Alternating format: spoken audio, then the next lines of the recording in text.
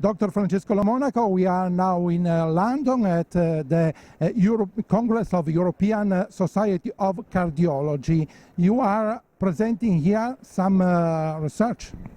Exactly. We are here at the European Society of Cardiology meeting, the biggest cardiology meeting in all the world. There are 42,000 cardiologists, and they presented this year also a paper regarding some cardiac stem cells and the application also in ischemic heart disease.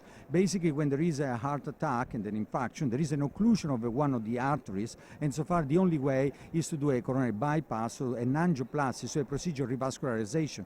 While I am leading also some research and pretty advanced, especially in the cardiac stem cells, so injecting basically the same cardiac stem cells which are basically taken from the cardiac muscle of the patient and re-injecting the coronary arteries. The cardiac stem cells, they have shown to be able to rebuild again the new coronary tree and to be able then to establish and to increase the coronary blood flow. These are very, very promising research. Already there are some studies, the Scipio trial, which has been very encouraging, and therefore we hope that then more patients will be recruited, and this will become really a treatment which will be feasible and will be able to help and to save millions of lives, maybe hopefully in about 10-15 years, because it takes time, of course, then to test to make sure there are no side effects.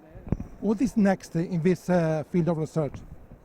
Yeah, the next is always to try to do everything less invasively possible, because nowadays we treat with bypass, so very invasive intervention, prolonged surgeries, while the future is this, just to treat with our same cells, to reinject them, to be able then to restore the blood flow. And this is, of course, with no need of prolonged intervention, using the same cells of the patient, which will be able to reproduce, replicate, and form new coronary arteries.